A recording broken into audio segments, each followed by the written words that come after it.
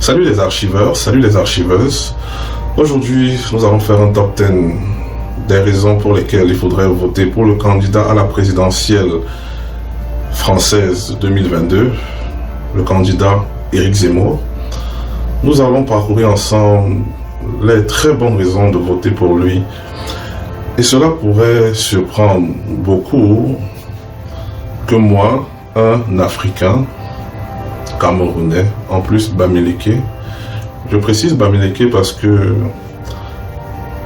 la France a énormément tué un pays Bamileke lors de la colonisation. Il y a bien dit tuer un pays Bamileke, je n'ai pas dit tuer que les Bamileke, parce que l'Ouest, c'est-à-dire la région des Bamileke, était la région des résistants, en fait, où tous les résistants étaient venus s'abriter, se réfugier.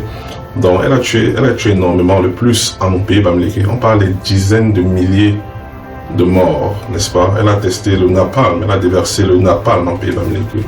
On serait surprenant qu'en plus un Camerounais, un Africain, se dire, Éric Zemmour, il n'aime pas les Africains, machin, tout ça. Non, non, non. Si vous aimez l'Afrique, si vous pouvez voter, si vous êtes français, que vous aimez l'Afrique et que vous avez la possibilité de voter, s'il vous plaît, votez pour Éric Zemmour. Et nous allons comprendre, moi je vais expliquer pourquoi. Une autre bonne raison de voter pour Zemmour est que, quand on parle de l'Occident, le pays le plus raciste en Occident, c'est les États-Unis. Ensuite, c'est la France. Ensuite, c'est l'Angleterre. C'est-à-dire qu'il n'y a pas plus raciste que les Américains. Sauf que, je veux dire, les Français sont ex-aequo, sauf que la différence, c'est que, aux États-Unis, c'est in your face. Aux États-Unis, tu as George Floyd, tout le monde a pu voir. En France, c'est pernicieux, c'est invisible, c'est masqué. En France, c'est pernicieux, c'est caché. Les gens aiment croire qu'en France, il n'y a pas de racisme parce qu'on n'adresse pas la question noire. Pourtant, tout le monde sait. Regardez ce qu'ils ont fait à Dieudonné, par exemple. Regardez ce qu'ils font, c'est-à-dire, on aborde pas. Regardez ce qu'ils appellent le cran, ou je sais pas moi, SOS raciste. Regardez-moi tous ces machins. Regardez toutes ces personnes qui meurent et après n'arrivent rien. Et regardez surtout ce que ce pays qui aime dans les Afriques. Regardez ce qu'ils font en Afrique.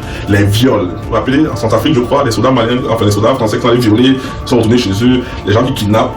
Les gens qui ont pris les enfants, qui voulaient le trafic d'enfants là-bas au Tchad, que Sarkozy allait s'occuper, où il allait faire rapatrier les gens qui kidnappaient les enfants et tout ça. Bref, regardez comment ils traitent les Africains. Parce qu'ils aiment justement peur, ils vont montrer l'équipe nationale française, gauloise. Oh non, il n'y a pas de racisme. Mais regardez ce qui se passe, par exemple. On sait par exemple que il y avait une espèce de traque là contre les joueurs musulmans en équipe de France, tu ne pouvais pas prier et tout ça. Après, je veux dire, quand tu prêtes vraiment attention, quand tu écoutes, parce que ça va pas passer sur les médias mainstream, on va pas en parler. Donc, mais quand tu fais un peu, quand tu essaies d'écouter les rappeurs, c'est que les rappeurs disent comment ils racontent. Moi, j'étais en France.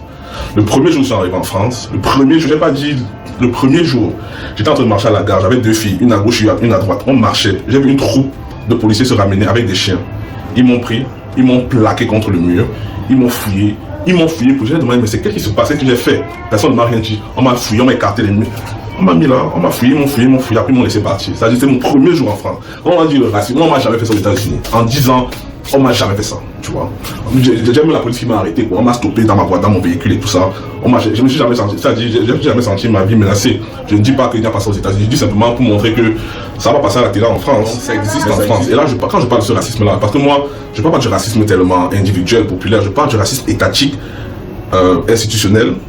Quand il dit étatique, par exemple, tout ce que la France fait aux Noirs à l'extérieur du pays, et même à l'intérieur, toutes les lois supportées par le gouvernement qui oppressent les immigrés. Regardez comment les prisons sont remplies. Regardez comment les prisons sont remplies de Noirs, d'Arabes et tout ça. Structurel parce que chaque institutionnel, je veux dire, parce que les banques sont racistes, l'hôpital est raciste, l'école est raciste. Je veux dire, tu prends structurel parce que tu as les groupes carrément, des groupes de l'extrême droite qui prospèrent tranquillement. Tu as des gens comme Zemmour qui arrivent, qui est pourtant condamné. Qui est condamné à 2 reprises par rapport à la haine ou au racisme et tout ça. Bref, il est quand même, donc c'est vraiment, c'est étatique, c'est institutionnel, c'est structurel. Je ne parle pas de racisme populaire parce que c'est ça, on essaie de dire oh non, toi tu es raciste, non, c'est pas de ça que je parle. Donc, ça va permettre au monde, enfin, de bien voir. C'est ça que Trump a fait. Trump en a dit, mais les Américains c'est vraiment des racistes, c'est des misogynes, parce que le gars a été accusé de viol par sa femme, qui a gagné le procès, tout ça. Bref, misogyne, raciste, machin. Mais Zemmour, c'est. Voilà, c'est quelqu'un qui vend les mérites de la colonisation. C'est vraiment ça, vous mettez très bien la colonisation. Sauf que c'est bien quand c'est toi qui colonise. C'est pas bien quand Hitler marche, n'est-ce pas, là-bas à l'Arc de Triomphe. C'est pas bien là, c'est pas bien la colonisation. Bon, bref. En tout cas, il faut voter pour lui. Parce que comme je dis, ça va permettre à la fin d'arrêter de faire l'hypocrisie. C'est très important en relation internationale parce que ce sont les donneurs de leçons. Ils aiment bien dire genre, oh, ne faites pas ci, faites pas ça, les droits de l'homme, la démocratie, machin. On n'a pas entre diplomates, on va dire, ferme ta gueule, man. Tu as Éric Zemmour, qui est président de la République. On sait très bien pour les Africains.